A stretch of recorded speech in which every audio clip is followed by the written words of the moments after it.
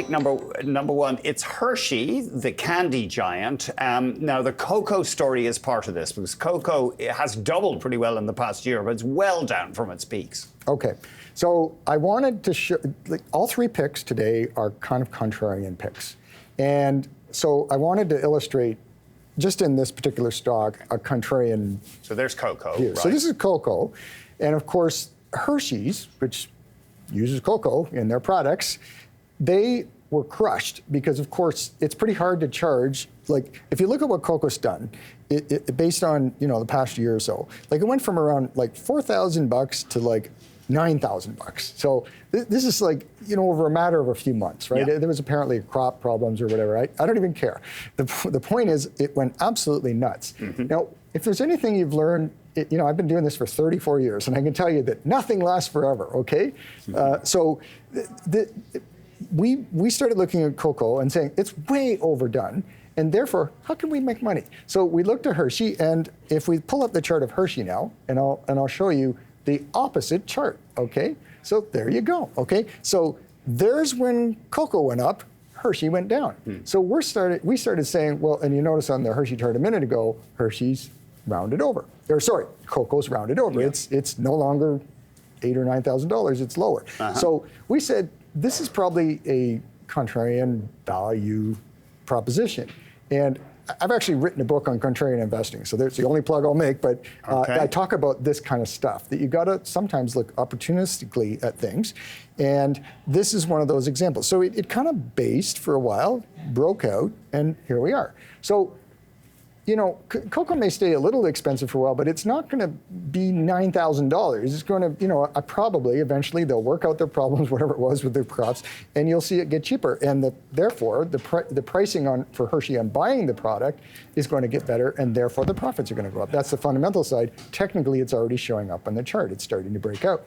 I had a client actually contact me at the peak when we bought it. He's like, what are you buying Hershey for when, Cocoa's so expensive. Yeah, cocoa's so expensive. I said, we're buying it because, it's already known, right? So this is how you got to think as a contrarian, and this was a good example. I just wanted to show you kind of the two-step process, using the chart, but also using the background. So. We have your next idea is silver. Why would you favor silver right now? Okay, well, we've been buying silver for a year. And we've been buying gold for a year, and we've been buying metals for a year, and oil. So oil for a couple of years. So we like commodities, and silver was kind of a laggard. So forever and ever sideways, and then boom, breakout. So you just can't argue with a good old-fashioned breakout. Maybe if we zoom back, because this is a one-year chart, and we looked at a three-year chart. Oh, okay. So we can't get a longer-term chart, but no. In our view, there's lots of upside on silver because there's lots of upside on gold, and there's lots of upside on all the commodities. We think we're in a new commodity mega cycle. So silver's been a bit of a laggard. So I decided to put that on the show today just because it's been overlooked a little bit. And you think it's hard to generalize about commodities, but they're so different. But but you think generally we're in an updraft? Yeah, because if you look at the commodity, the GSCI commodity index, or we have the Bloomberg commodity or the index. Bloomberg That's been doing well. So you'll see this overweight in mostly energy, like oil and gas, and metals. Like it's got smaller positions in the softs, like cotton and stuff, and bigger positions in the harder assets. So those things, I can present a pretty good argument, which again, go to my blog, read it. I've been talking about this stuff for many months now. Why, and broadly, why are you bullish on commodities? Well, specifically metals and energy, if you really get down to it. Why? Many reasons. Because we have an AI and other power grid draw that's happening, and it's going to go up 500% in the next number of years. Like in the next 5 years, the power draw for all the things that are happening, everything from charging your electric car to, AI and data storage and many, many things. We think power grid usage is going up, and therefore you 500%, you say? Yes, That sounds a lot. Take a look at my blog. I've got the charts. All right, okay. So we have to bridge the gap between nuclear, which is the solution, to them. Very, very tight. BMO China, ESG leaders, index ETF. Just give us your quick and dirty why you like the look of this one. Okay, all right. Again, another contrarian position because everybody hated China when we started buying it because they had a real estate problem. And the Chinese government tends to step in and fix the problems when there is one. And that's what they've been doing. And, you know, look at this, the market recently, we've seen this nice breakout.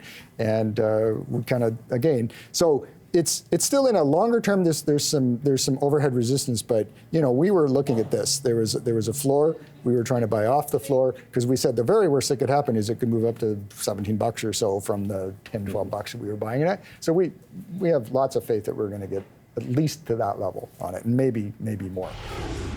Time now for Kim Bolton's top picks on this day. Number 1 today, Cisco Systems, ticker symbol CSCO on the NASDAQ. Kim? Thanks. Before I go on, I'm sorry if I didn't get everyone's questions answered or we didn't get a chance, but please, if you have any questions, just give us a shout at Black Swan Dexteritas, and we'd love to chat with you. So, number 1, Cisco. And you'll see a theme here. So there's Cisco, there's Western Digital, and also Digital Realty. And the theme here is the expansion in the AI ecosystem, very much into the infrastructure. You could say, you know, we could talk about the energy grid on one side, but you know, the infrastructure is so key, especially with, you know, all the chips that are out there into the data centers. And so, you know, Cisco is involved in the networking and infrastructure side, data management, security, and then they've also brought out a lot of AI and machine learning tools to go around to work within that infrastructure out there. So currently trading about $47. We have a 12-month price target of $53, so it still has, you know, a very reasonable runway going ahead. They just reported. I always used to look at, you know, that's sort of the fundamental side. It is trading sort of at the higher range of what it has in the last couple of years. I always sort of looked at Cisco as sort of being like the IBM. It just sort of didn't move. However, they had a great report, surprised everyone by actually raising their guidance. They have a lot going on in the whole AI space, all the way from the security to the machine learning side. So I think this is a really good one to be a core holding in a portfolio. Okay. Cisco Systems, number 1. Number 2, Western Digital, ticker symbol WDC on the NASDAQ. Kim? Once again, you know, Western Digital is sort of a boring stock, and then it's just sort of taken off. What it's involved in is data storage solutions, and then also data management. And then finally, where they've sort of carved out, and we've talked about it a few times over the last hour, is on the edge computing. So it's currently trading right around that sort of just over $73. It still has, look at the way it's rocketed off, but it actually reported back on April 25th, and people have raised, so it's not going to report for a little while. And the average analyst out there has an 87.25 cent 12-month price target. So even though it's sort of gone up a lot recently, it's still got a very, very decent runway.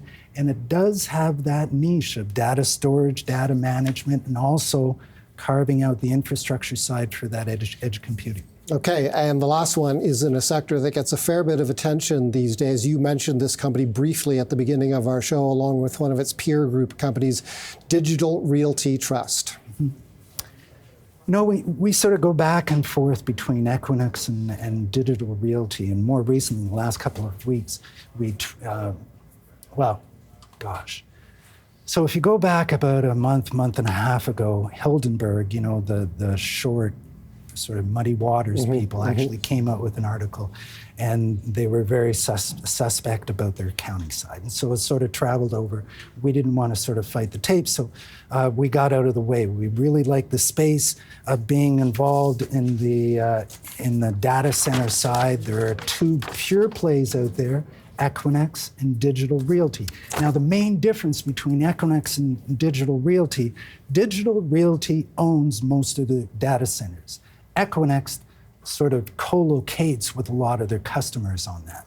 The other thing that has sort of made us nervous about the Equinix is because there's this thing called a death cross, where the 50-day moving average cuts through the 200-day moving average, and it's usually not a very good thing for a stock. So And that's happened recently, has it, to Digital Realty? Yeah. To Equinix. Okay. Equinix. And so they just reported on May 2nd. They beat in the top and the bottom. They actually raised their guidance. So we have a 12-month price target of 162.5, and right now it's trading just over 143. Let's get to Eric's first idea, and it's Betex Energy. It's been a long time holding. They did that big acquisition, Ranger, in the United States. Yeah, so we think there's a massive disconnect between the fair value for Betex versus where it's trading at. I'm the first to admit this has been a terrible experience, or not terrible, but not a great experience for investors over the past year. I think there's a tremendous amount of confusion around this name. So to boil it down, what I'm getting is at least 10 years of stay flat inventory. A lot of that is in the Eagle Ford, where they did add to their position. There was skepticism around the quality of that asset. Fast forward a year later, they're drilling some of the best wells ever drilled, not just on that acreage, but in the entire play. You're getting a CEO, a newish CEO to Canada, at least unknown. We've spent a lot of time with him. We like him a lot. We're paying right now at $80 oil and $4 gas for next year, 2.3 times cash flow, and we're getting it at a 29% free cash flow yield, half of that going to buybacks. And people will say, well, Eric, that's great. They haven't been buying back shares. Q1 is a very CapEx heavy quarter. They spend a lot on drilling. That spending goes down materially in Q2 and Q3. So they'll have a lot more free cash flow to use for buybacks. So I would anticipate a significant increase in the pace and quantity of buybacks that you'll see. We think, small cap, let's say it should trade at 12% free cash flow yield, not 10 or 8 like the seniors. That's still giving us about a $10 share price, which is more than a potential double from here. So I fully recognize it's been frustrating. I own a lot of it personally. It's our largest weight in the fund. We just, in terms of out of favor names where there's a potential catalyst, i.e. meaningful buybacks to drive that re-rating, it would be our highest conviction name right now. And sorry, Eric, is a lot of the stock in hedge fund hands or private equity hands? Or? Well, it's me, and it's talk about overhang. So Ranger owns 12% of the stock right now. They owned the asset that Betex bought. Oh, I see, yeah. So that's a perceived overhang, even though they haven't been selling anywhere remotely close. I think their last sale was about $5.50. Stock's at $4.68. I don't believe they're a seller down at these levels. Okay. We're tight for time. Precision drilling is your next idea. So this is a sneaky way to gain significant our exposure to a bullish natural gas outlook. This year sucks for service names. Gas is low, oil, discipline on these things. So at a very base level of activity this year, we've got the name trading at a 23% free cash flow yield. Slightly more bullish next year as companies have to drill and replace their DUC inventory, drilled and completed, bullish outlook for gas, et cetera. We've got it at a 28% free cash flow yield. They've pledged to return 35% of that back to shareholders. We think eventually, and especially as they get better visibility for the second half of this year, are able to pay down further debt. We're arguing, and we own 9.9% of the company, that it should be 50%. We've presented it to their board. I don't think there was any strong objections. There's lack of visibility for what the second half of this year looks like. So you've got a name where you get 20 years of steel. If the rigs last 20 years with maintenance capital, they can theoretically privatize it in 4. So I'm getting 16 years of that activity for free in a name trading at 2.8 times forward EBITDA. We put a 14% free cash flow yield, or 5 times. That's about 116% upside from here. Okay, and then your final idea is ARC Resources, another gas-oriented company. Yeah, so this is barbelled. This and Tourmaline provide the ballast. You're getting an extremely high-quality asset base, 20-plus years of stay flat. You've got some liquids growth from Attachie. You've got great exposure to LNG Canada coming online in the next couple of months, ramping up, be fully on mid next year. We've got it at 4 times cash flow. Its peers trade, U.S. peers trade at 6 to 7. It makes absolutely no sense why Canadian gas names are trading at such a profound discount to their U.S. peers. They've got better inventory. They've got more of it. We've got LNG Canada coming online. It's trading at a 13% free cash flow yield. We think a 6 multiple, so that puts it in line with its U.S. peers, is reasonable. That's about 48 to 50% upside from here. Okay, and again, it's interesting, both Advantage and ARC doing well, so people are betting on a turnaround in natural gas. It's starting, and so that makes it challenging because the gas names are already somewhat discounting a bullish view on natural gas. And so the value add of hiring somebody to pick that, some names we think are close to fully discounting that, especially in the United States. Others we see material upside. So it's a stock picker's market right now. Let's get to those top picks, starting off with Telus. Yeah, so I kind of gave this one away earlier, but we think the whole space, in a environment where our portfolio has done quite well and a lot of our favorite companies, we still think they're attractive kind of globally relative to what else is out there, i.e. NVIDIA at $1,000. If there's, NVIDIA added the market cap of advanced micro devices yesterday, so that's kind of interesting. So it shows you how much money is there versus in Telus or BCE or any of the Canadian companies. So we think that they're still attractive globally, but Telus specifically, they're further along in their fiber optic build. So free cash flow should start inflecting higher, or is starting to inflect higher and should continue to shortly. There's a bit of a question about management succession there, which I think is valid. They don't have exposure to the media side of the business, which is having trouble in both BCE and Rogers. So you don't have that exposure, and you've still got a long-term growth in population, growth in data demand, more devices connected to the internet that people are willing to pay services for. So we still like the company on a long-term basis, and you're getting it at almost a 7% yield. Okay. Telus, of course, competes with our parent company, BCE. Searia, the maker of mobility equipment. Yeah, so a bit more nuanced here. So again, we have a big focus on infrastructure and power demand, but we also like businesses that are well-run, respect their shareholders, and have businesses that are not easily replicable and have a long-term sustainable trend to them. So Searia making accessibility products and elevators for people that want to age in homes. During the pandemic, actually, is when we purchased this stock. Everything got hit during the pandemic, and we thought that this would be a big benefactor of the pandemic long-term as obviously what happened in long-term care facilities almost again, further reinforces people wanting to stay in their homes. So recently toured the facility in Brampton, where came away impressed at the restructuring initiative and how committed the whole organization was, right from people on the floor all the way up to the CEO. And so, there's some things happening. They've hired the consultant from McKinsey, has come over and has joined the executive ranks of the firm. My guess is he wouldn't be doing that if he didn't think that there was a really attractive opportunity in terms of Searia shares. We like that on a long-term basis, and they even hinted at further dividend increases in 2025 once these restructuring initiatives kind of pay off with the margin targets and the revenue targets that they're looking for. So a good long-term sustainable business with a bit of a catalyst in terms of what the company is going through in its life cycle. And then your final idea is Brookfield Renewable Partners.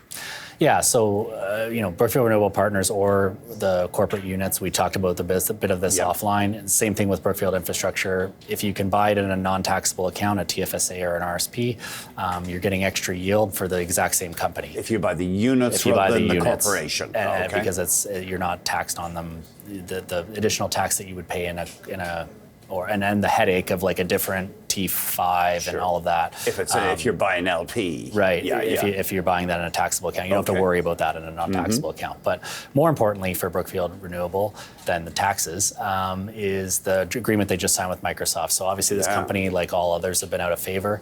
They just signed an agreement to produce or build 10 gigawatts of renewable power. The company only produces 33 gigawatts right now, so that's a material contract for them.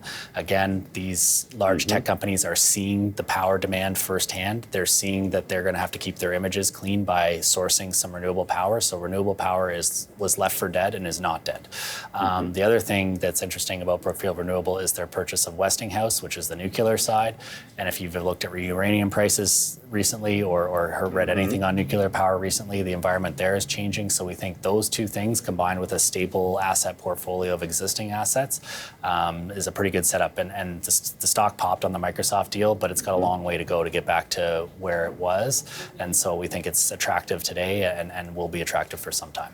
Yeah, the scale of that deal with Microsoft, apparently it's the biggest corporate clean power deal of its kind. And it's not the first one they've done with Brookfield Renewable either, so they're a known party to each other. And again, Brookfield's a really unique company in that they have the global It's more than just a renewable company. They've got the greater Brookfield organization behind them, and so to me that gives me some comfort that there's additional expertise there in terms of how to source and price and do these types of deals correctly, so that they're not getting kind of taken advantage of by a big company like Microsoft. I think that that's a good equal footing basis for them to negotiate on.